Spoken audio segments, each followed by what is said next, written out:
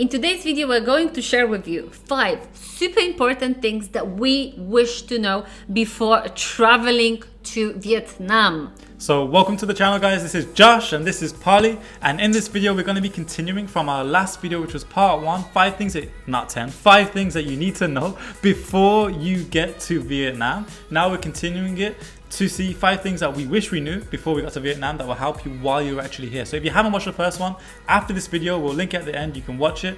But for now, let's enjoy these 5 points. So point number 1 is all to do with SIM card. Your SIM card. So obviously this is pretty essential if you're traveling to a country, you want to have Wi-Fi, you want to have data. So what we like to do, for those of you who have been following the channel for a while, you will know that we have been traveling to a lot of different countries in Asia over this last year. Our methodology is as soon as we hit the airport, we get a SIM card from there.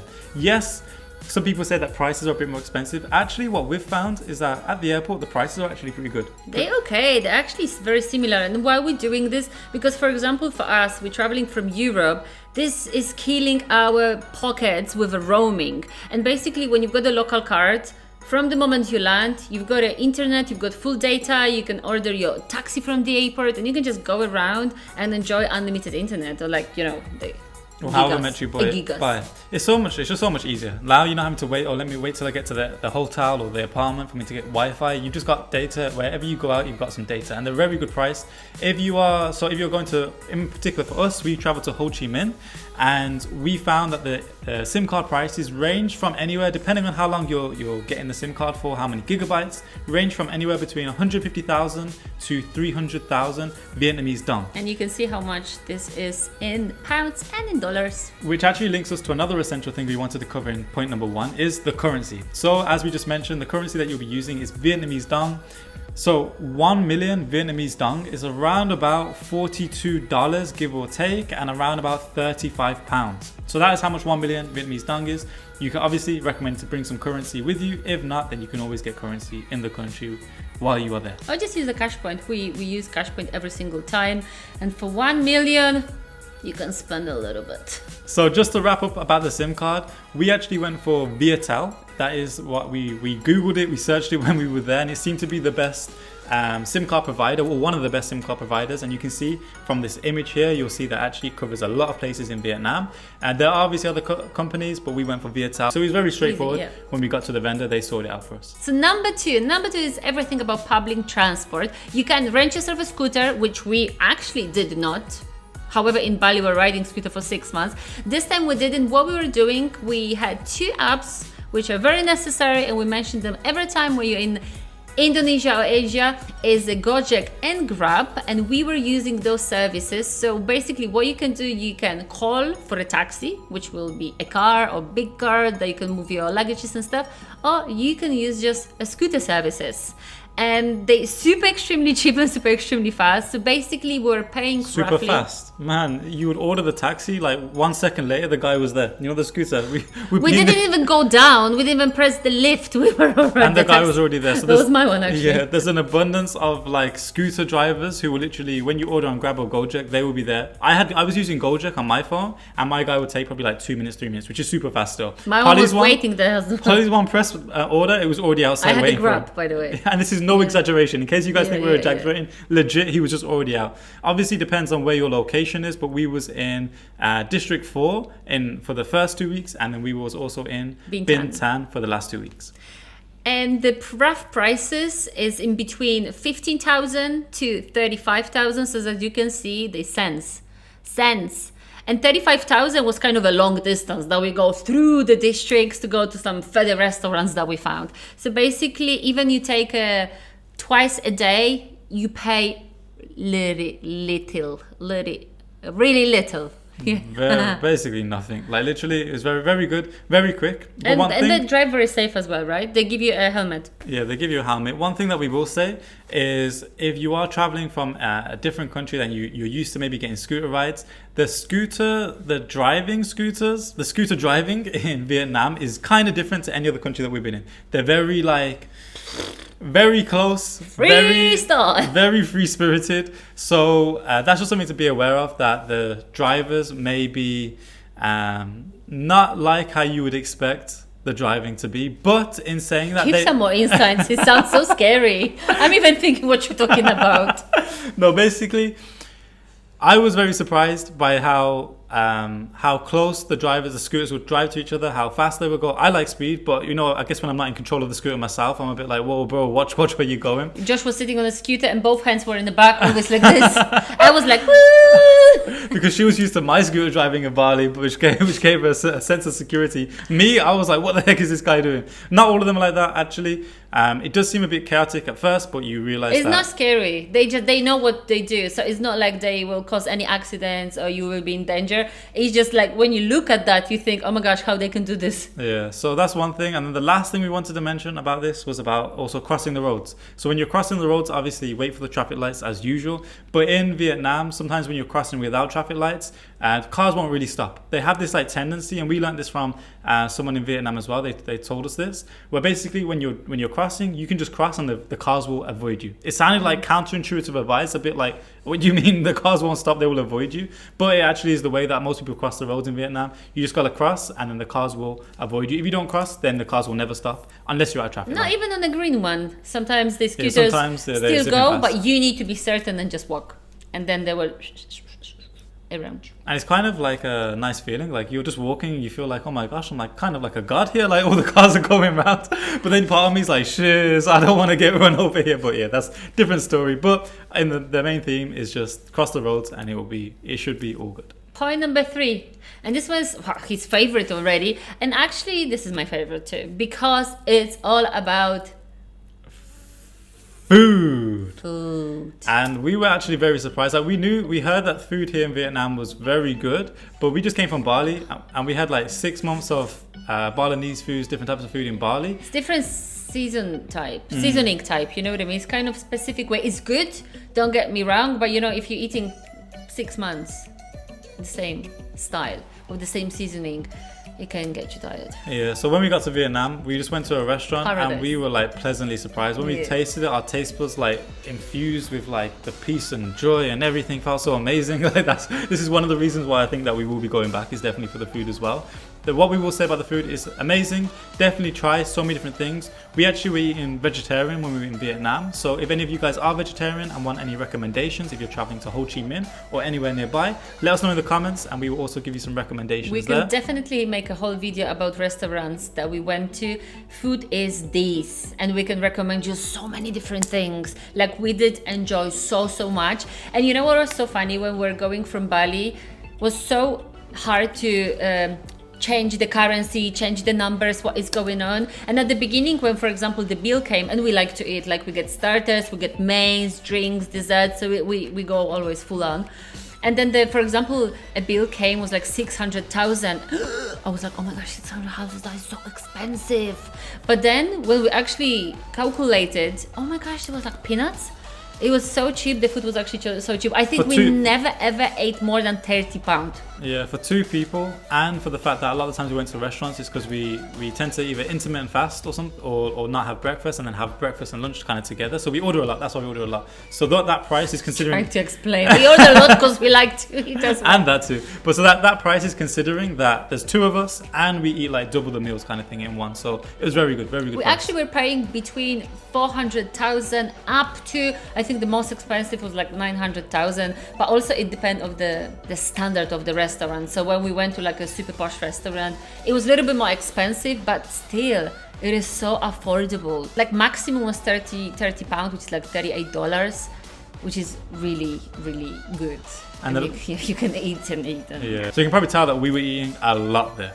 And the last thing that we want to say about this is also, if you are thinking about, will I be able to read the text, is it in English? Actually, a lot of the restaurants, probably the best menus that we've seen, not only because of the food, but also because they give pictures. Oh my gosh, pictures of everything. Pictures of everything. And we're can I have this? And what is this? And this? You basically already eat with your eyes. And this is so important. We got so used to that. When we went to a restaurant, there were pictures of everything. We're so, oh my gosh, you don't do pictures? It's a different experience. Yeah.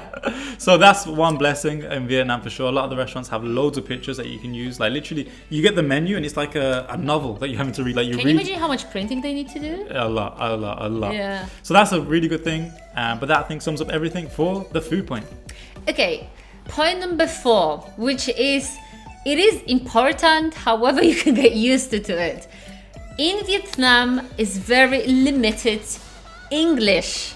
So you basically can have a difficulties to communicate in a way that you think you can do. Like for example, in Bali, like we've been, and in Malaysia that we are right now, everyone speaks English. It's so easy. Everyone in the shop speaks English. Everyone in the restaurant speaks English.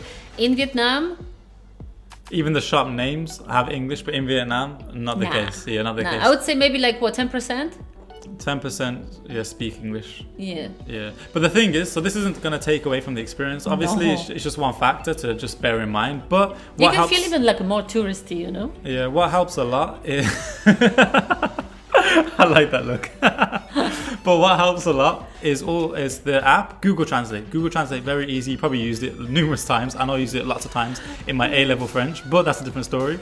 So what you can actually do is obviously you can translate you on the phone, either typing things or speaking. But one thing that's even cool. But you know what? No, because you told me this. In the Google Translate, you can press, you speak in English, it translates in Vietnamese, and then you can do other way around, so you can give to someone to speak in Vietnamese. And I remember, because obviously when you get a scooter, we were going on a 2 separate scooter to the restaurants. So for example, I arrived and I was waiting for Josh. I remember I was talking to this man because the restaurant was actually closed. We didn't know. And they were doing some cleaning or something. It was like an old man owner or someone. And I want to talk to him, so I took the phone and I was speaking, translating and letting him hear. And then I want him to do this, so I was telling him that he needs to speak, right? And I was putting something, so he's putting his face down. I was like, not yet. Wait, and he was speaking, I was translating. And when Josh came, me and this old Vietnamese man, we had a conversation on the Google. They were already best friends. Oh my gosh, they didn't speak the same language. But you discover actually better things, no? Yeah, the thing that helps, especially when you're in the shops, is not quite on the level of what Polly did, having a deep conversation, but when you're in the shops and a lot of the stuff is in Vietnamese or maybe even Korean or a different language, when you have your Google Translate app, you can actually go on there, choose the camera settings, set the language to detect language, because sometimes it might not be Vietnamese, it might be a different like Korean or something. Press detect language, then you can hover your phone over it to look at it, and then you can see on your thing real time it translates. This is crazy to be honest. Was like a lifesaver. Like literally, he was walking with the phone everywhere and translate. Josh, what is this? Can you translate me? Josh, is a softener on the washing up? Can you translate? And he was like this. So you can literally be in the shop looking at everything. You know exactly what it is, or even better as well, when you're on the streets and you're not sure what this shop is. Is it the shop that you want or whatever? You can scan the thing and it will show you. So that is literally a crazy hack that saved us loads of time, loads of everything, because one app, it does so much. So Google Translate on your phone, download it, it will help you tremendously. 100%. And it's for free, so don't you worry. But actually at the end of the day, just to sum up this, it was still fine, and Vietnam is one of my favorite places, I think, because of overall and everything, and everyone is nice, even they don't talk to you, they're still, friendly. And the food. The food, let's not forget the food.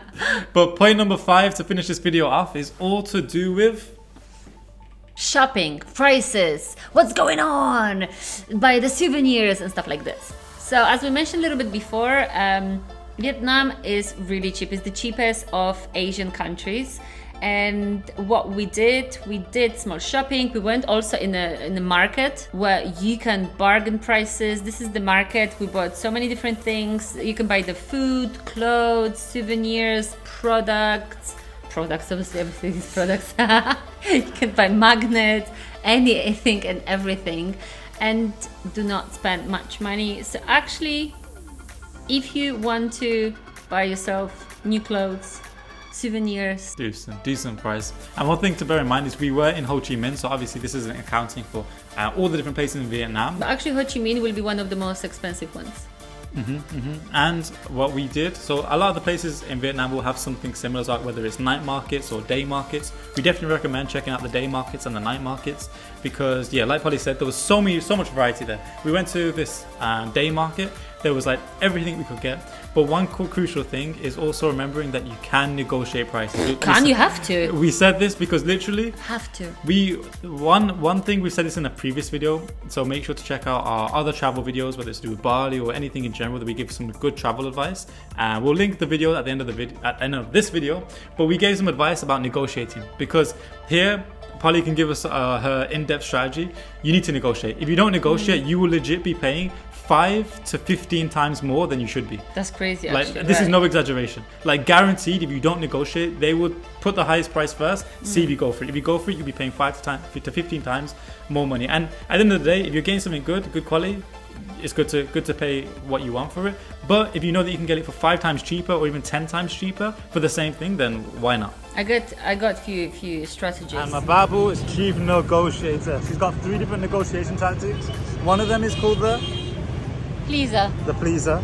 The lady say the price and I say please, please. She say 150. I said 100, please, please. And I say please until the person agree with me. Even when they're like no 200. She's like please. They're like 180. She's like please 150, please.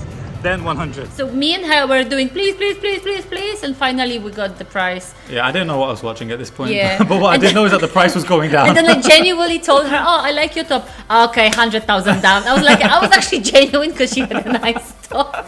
And the second strategy? Second strategy is I don't care.